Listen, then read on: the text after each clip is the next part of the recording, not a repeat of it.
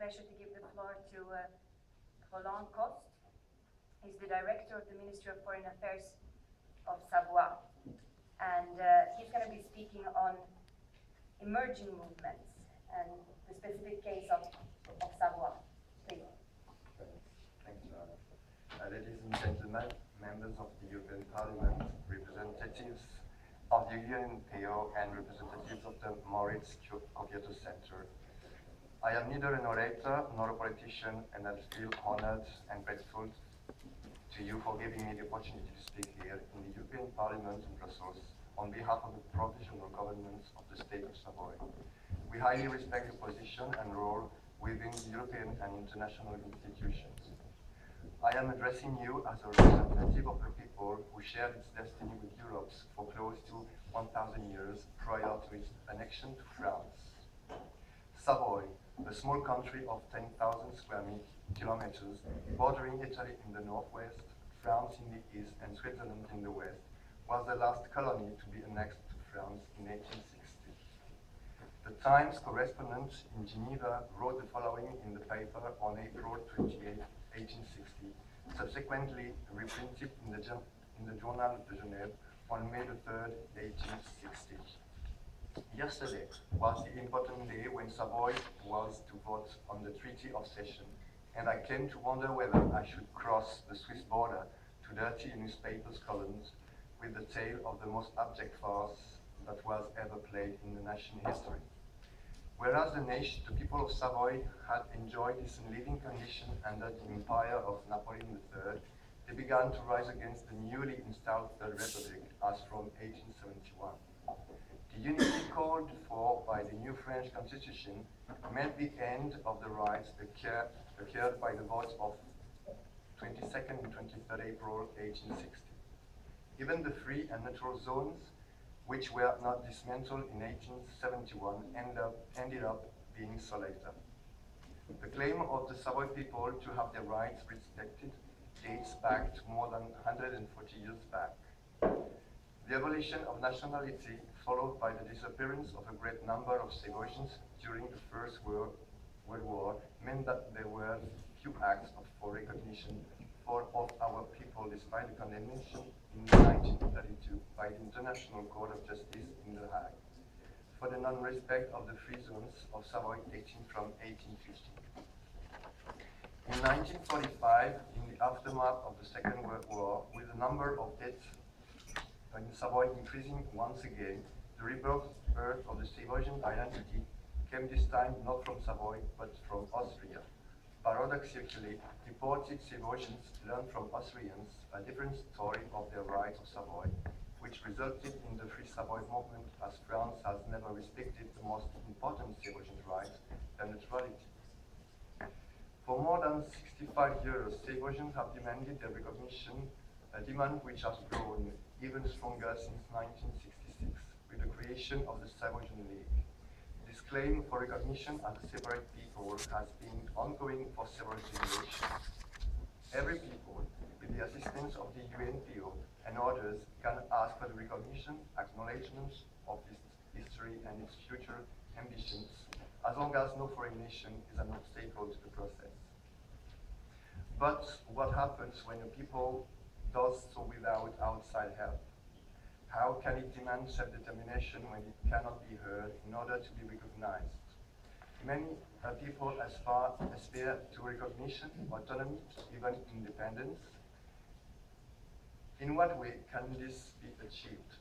In recent history, did those people who gained recognition manage by right alone, or did they gain it because powers recognized them to counter all powers? Do powers like France exist because of what they are, or because of what they once were?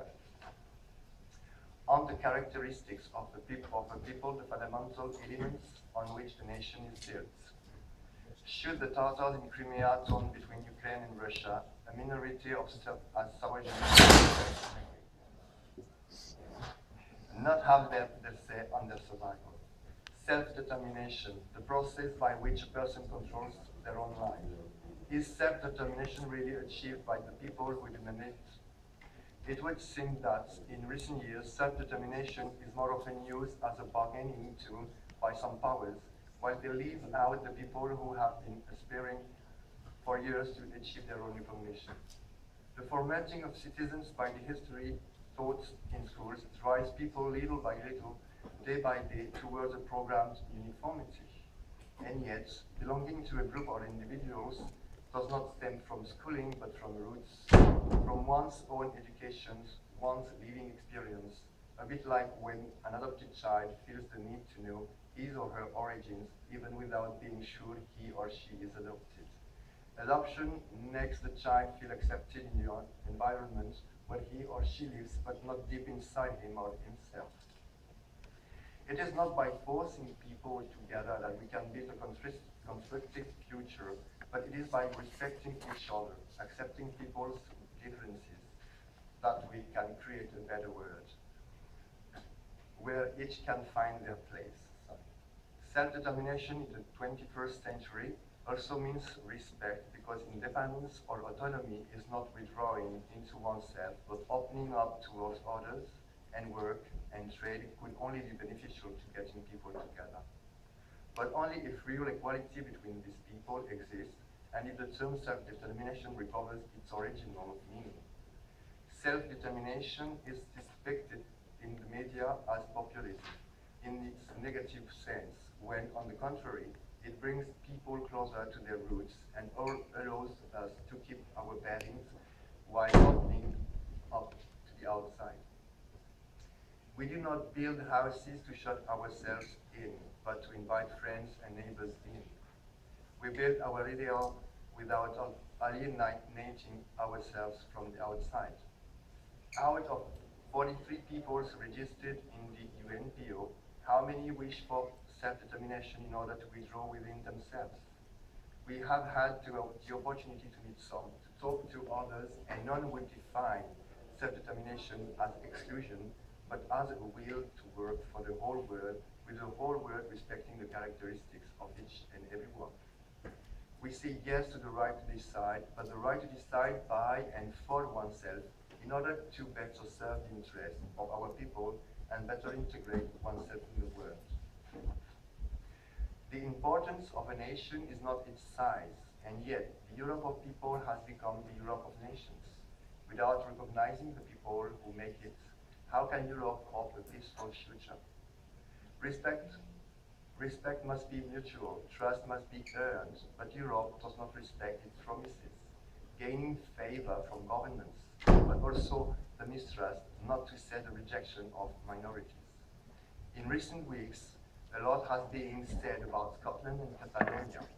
Yet, as far as the right to decide is concerned, we see that the colonial powers rule the roost. England accepted a referendum, but not a plebiscite, which allowed a high percentage of English people to express themselves and refusing the vote to Scots living outside of Scotland. Spain is categorically refusing that the Catalan people vote, yet one people seem to have completely understood the meaning of the right to decide, the Icelandic people. They peacefully managed to regain their place, and as can be seen despite their illegal media coverage, this people has not withdrawn within themselves. In the 21st century, the right to decide should therefore not be limited to the blessing of powers, but should be established as a real power to treat each other as equals, with mutual trust. There is no such a thing as a little people in the same way as there is no little nation. A kind of ideological racism in which some see themselves as superior to others because they are different. I would like to finish with a thought come from the report on the Union of Savoie to France on behalf of the diplomatic and constitution committees by citizen Grégoire, member of the Department of Loire-et-Cher. November 27, 1793. The people of Savoy are a sovereign people like the people of France. Because sovereignty cannot be more or less, it cannot increase nor decrease.